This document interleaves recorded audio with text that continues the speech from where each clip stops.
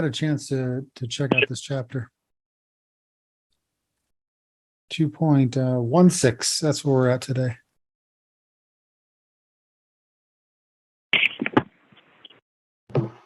I'll be honest, I haven't done more than plan.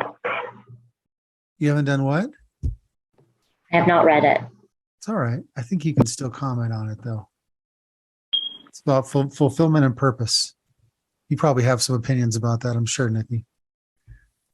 I mean, I would hope most of us do, to be honest with you. I think it's actually come up intermittently, I want to say, in the past couple months over just different things that we've talked about. Want to join on yours, and then they'll know you're there, and maybe you'll win $25. Yep, you could possibly win. Sorry, I thought I was muted. No. Sorry. Double your chances. Get on the phone. Get on the meeting. Fun. It's true. All right, I'm muting now. Sorry about that. No, it's all right. All right. Well, so one of the things in here. So I do need to point out I've never seen an Andrew and Cindy kid on the same call before, so this is like a magical moment for me. It's being recorded, so you can catch the replay too. I can celebrate the fact that our coach's first client is officially transitioned. So her last check-in call, well, for now, was last week. We'll do periodic ones, but I'm excited to be back on Book Club. Yeah. So, Andrew, who is your coach? Like, are you regional and then there's a person above you? well, I don't know what you mean by regional. What do you mean? Are you like a regional director person or you have a regional director person that you go through? Okay, well, the good questions. So the everybody is sponsored by somebody. Dr. Right. A sponsors coaches too, and has clients as well, believe it or not. So our coaches are actually the ones who introduce us to this, and sometimes I share the picture is Cindy's cousins, her cousin. So her cousin found the program through a friend. And then Cindy's sister actually did the program before we did it. And that was social proof to me, not social proof, family proof that it worked because she had lost like 50 pounds. I mean, had an amazing transformation. But I didn't know Cindy's parents or cousins very well, but I knew her sister and I trusted her sister, which I'm like, okay, if this works for you, I'll give it a shot. And that kind of led to, everything really. This moment right now, had we not started the program, a month later became a coach, Optimal Health Journey wouldn't even be here. I mean, you know what I mean? Right. So I'm always an advocate for, and anybody could be a coach. I mean, you could be a coach and sponsor one person, and that person could be, you know what I mean? Like the ripple effect happens as a result. It's pretty cool. Right. Yeah. Right. I wondered, my sister, is she on tonight? No, she's not on tonight. I got her to do it, but I've referred people to my coach. Well, good. Yeah. Fantastic. Mm-hmm. It makes a difference for sure. We've seen some really cool things this year being in Colorado, with a lot of the people that Cindy's met, and then I got a chance to meet. But yeah, good question. Like Misty was just on here, and she sponsored a coach who sponsored a coach, and I mean all kind. It's just a really cool ripple effect. Anna's on here, and because of Anna, Daryl Lynn became a coach. Yeah, Mm-hmm. And rocking and it. very cool things. And then because Daryl Lynn became a coach, all these other people that would never have even heard about the program or had a chance to trust it, here they are, and they're guiding them to awesomeness. So it's actually pretty. In fact, I had a really cool conversation. Not we're kind of going on a tangent here, but I was talking to actually another business coach today, and he was talking about how there's three different types. There's a trainer. Nikki does training, right? And a trainer doesn't necessarily have to have lived the job, but they basically have to know what to train, right? They can regurgitate things. It's beneficial if Nikki knows all the things about real estate apartment stuff, right? If that's your I don't know your exact job, Nikki. Right. It helps if she's lived it. So, Teresa, like for you, for Dara Lynn, for someone who's lived it and then trains it, I think it's even more beneficial. Then you, of course, you have mentors who are a little bit bigger picture. And then you have coaches and guys like us and gals like us. We're guides. So most of the people have lived through it. Anyways, I digress. What pages You are we opened up a on? can of worms, Teresa. What pages are we on? We are on 2.16, which is 460 in the habits of health. Oh. So at the very beginning, if you guys take a look at it, if you haven't read it, on page 462, Dr. A talks about The Power of Purpose, which was written by Richard Leader. And he spent 20 years interviewing people in the final years of their lives, asking them, if you could live your life over again, what would you change? And 3 universal truths emerged. They would have paid more attention to the big picture. They spend so much time being busy in life, they seem to let it pass them by. So I talk to a lot of folks. Some are coaches, some are clients, some are just friends. And I get caught in this too, where it's wake up, go to work, come back, have dinner, watch a little bit of television, go to bed, wake up, go to work. And then maybe, the weekends we get to experience something fun, but it's this cycle. And it's not necessarily very purposeful, right? And sometimes you can feel that in conversations with people, where they just are kind of lost, just kind of floating. Not that having a job isn't important, don't look at work, right? But maybe the job doesn't mean as much to them. They don't have fulfillment from it. One of the reasons why I like being a coach is this kind of fills my cup. And then, so the other one he says is, they would have taken more risks, found work that was more meaningful to them, and had the courage to be better friends, parents, sons, and daughters. And then the last one, they would have left a legacy and made more of a difference. When I read that, I kind of think of like, what did we do outside of stuff that was just for us? So did we give our time? Did we, give money to some organization that did not benefit us in any way, right? I think that's important to give personally. That's what I think of. What do you guys think of that? Some of that is why when people say it's for their why and they're doing things to be a better, wife, husband, mother, daughter, that kind of thing, which is why I personally usually find testimonials the most depressing part of our program and when we do things. And my coach has spent a lot of time trying to to get it to not be. Tell me more about that. Why does that depress you? The testimonials.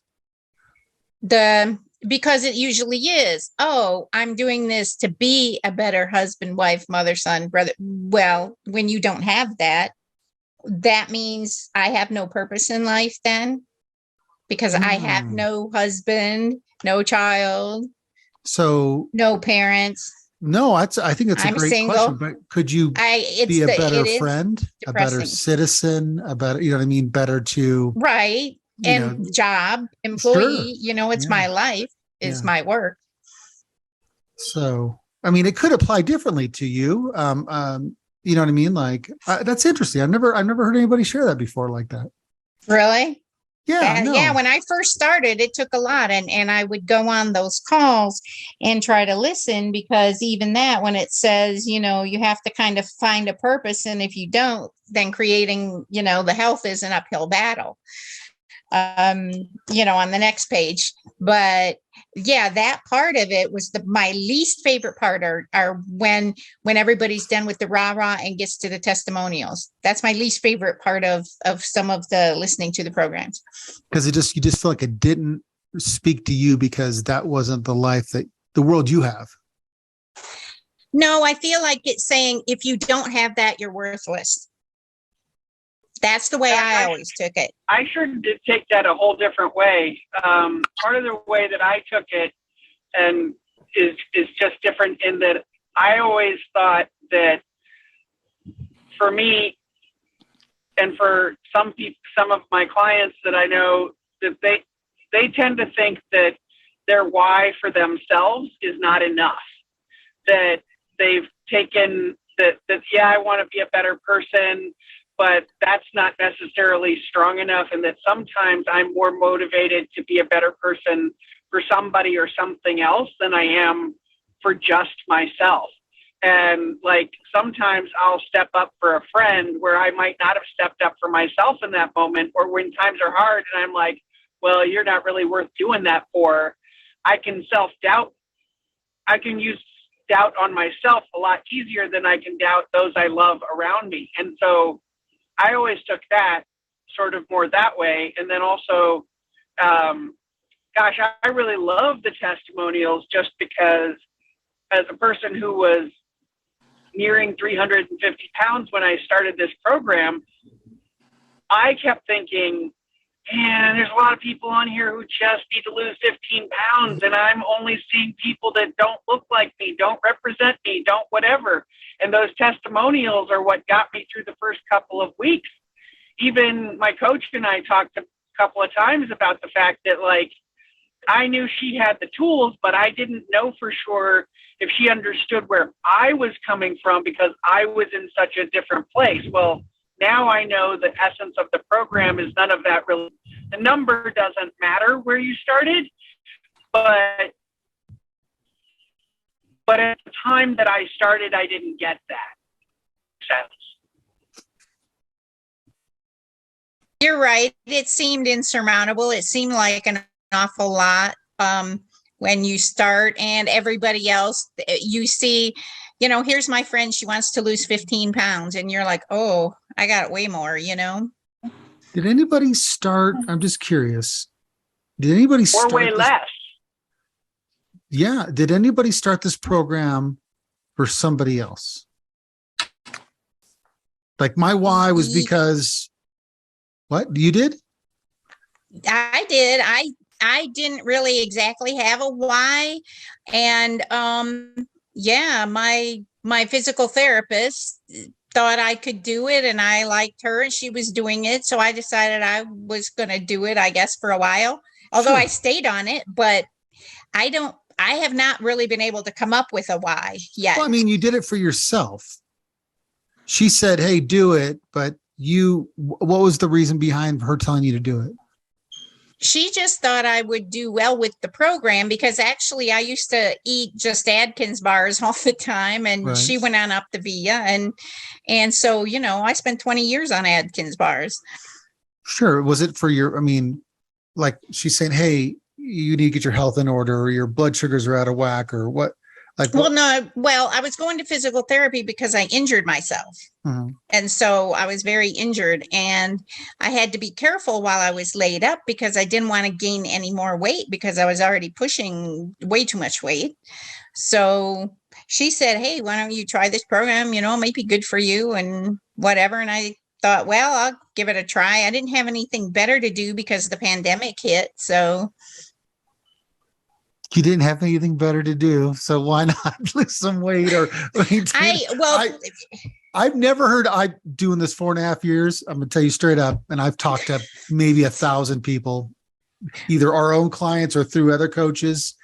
No one has ever said, I'm killing this program. I had nothing better to do. I thought I'd just get healthy and then stuck to it. And I did. That's the anomaly. Now, this is just a personal experience.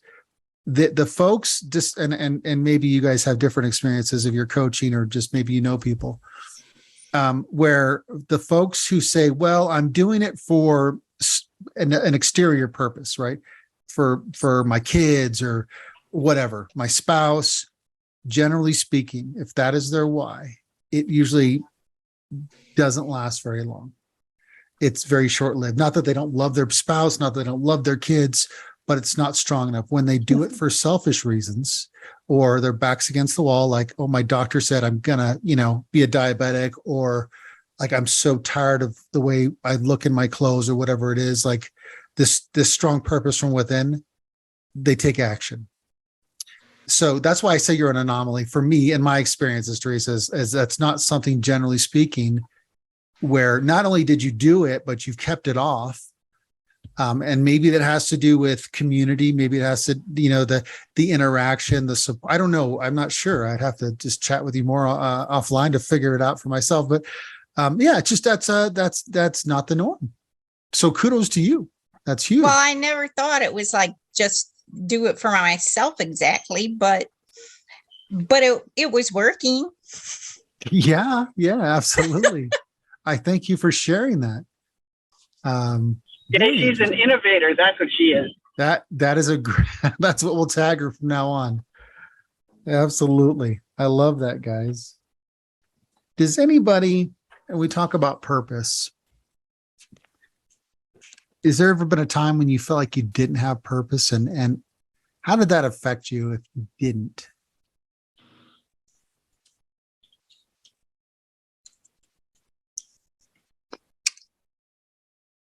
I think I don't know if I always had a defined purpose, right? And sometimes I think that that's when I was just busy in the muck of life, right? It was when I was working the most, traveling the most for work, never home with my family. It's when I gained all my weight, right?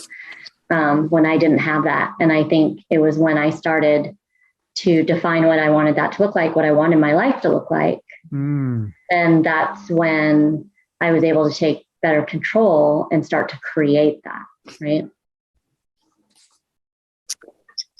I think that's important. And if I can ask, like when you were super busy and maybe there was busy and turmoil in life or whatever, was that a way of, like not addressing it, or was it easier to be busy than to consciously think of those sorts of things? I'm just curious. I think it was a little bit of both, right? Because if I'm being honest, Andrea, I know like I'm pretty busy now. Yeah, you are. It's a different busy, right? It's a more purposeful busy. It's leading me to where I want to be. Before, it wasn't necessarily that I even recognized that I was ignoring it. I traveled 75% of the time for my work. My mom was sick for 10 years, and every other weekend I went to their house, which was an hour and a half away, to help clean and spend time. And my kids were teenagers, and we were adding an addition to the house, and there was like a million things going on. And I don't think I did it from like a place of needing to numb something. It just was what it was. Okay. And I didn't really realize it. Was there lots of hidden stuff that I found later? Yes. But in the moment, I just didn't even see it because I was just in the middle of it, buried. Yeah. And I was just living. I was just trying to live for the next moment when I could actually feel like I was living more purposeful. Like it was actually after my mom passed about 6 years ago that she was very present in her life. And that was when I started making changes of thinking, okay, how can I be more intentional? How can I make sure I'm more present? How can I, I want to continue that legacy that she had. And so that was part of the shift for me that started to happen. And then I didn't find the program until a year and a half ago, but it was all part of it, right? It all happens for a reason. We're right where we're meant to be. Totally. I believe that. Cindy does too, I believe. And typically I don't know why it's happening, when it's happening, or the reason behind it until it's always hindsight, right? I have this conversation a lot with folks. It's like, because, and then that connected to that. And then I met so-and-so. You just never know in the moment. I love it. I'm trying to pull up my Wheel of Fortune just ahead of time here. So, Nikki, you feel more fulfilled and successful, like on page 465, where it says this relates to fulfillment and success? Yeah, 100%. Now I feel like, and it kind of goes back to, Teresa, that whole, what you guys were talking about. It's that fulfillment and satisfaction came from personally investing in myself. It wasn't until I did that, until I stepped back and I recognized I was doing it for myself, that I could be fully committed to it and figure it out. Like before that, if I was trying to do it for everybody else, like Andrew said, it's not always sustainable. It isn't until we, figure that out for ourselves. And yeah, right now I feel the most fulfilled I've ever felt. I feel like I'm doing very purposeful work. I feel I'm very present in my life. And I feel like I am building stronger and better relationships with those around me. And I have amazing tribes of people, this being one of them. Yeah.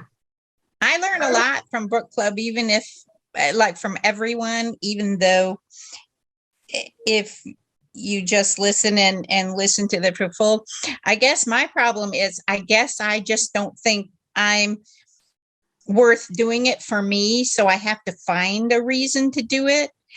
I personally was just getting such a kick out of it when I started, because I didn't think it would work, that I was having fun. And so I kept doing it. Again, you're an anomaly. Just straight up. And fun can be a purpose. That's Teresa. true. Fun is a purpose. form of fulfillment as well, right? Like you're getting something out of it for you. Well, yeah. And then people started making comments. And I mean, I've told Cindy before, I never cooked at home, not at all. And here comes a pandemic. I'm like, grocery store, I don't have food at home ever. I eat out, period.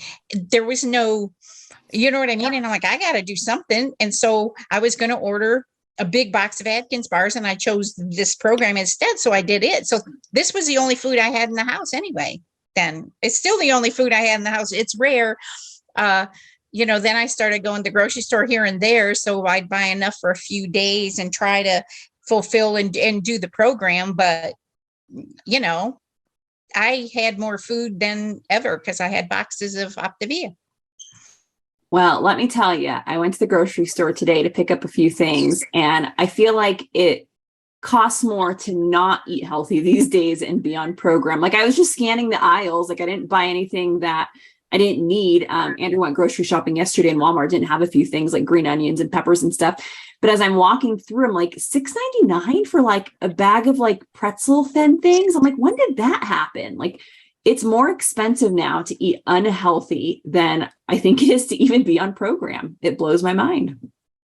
Well, I mean, generally speaking, I mean, I think it'll always be more, I mean, honestly, and they talk about this all the time. There are food deserts where folks can't even afford to buy the healthier foods. I think it's still the processed unhealthy foods are still always going to be cheaper. Unfortunately, when I was shopping, which I never do, so it was very eye opening to me finding where things are. How much that's super hard to find things, and I don't know. I had to Google it, like what aisle. But yeah, anyways, like it's tough. I was looking at the prices for some of the stuff. I'm like, this is. I mean, even more recently, it's gone up a lot, which is really ridiculous. Teresa, I want to add something. I have noticed that you have a kitty cat behind you who loves and adores you, that wants to be by you.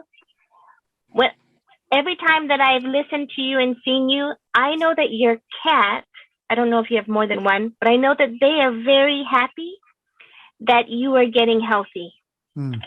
I work with, the aging, and it is amazing how many, not that you're aging, that's not what I mean. I'm sorry about that, but how many of them, something happens and their cat has to go, find another home.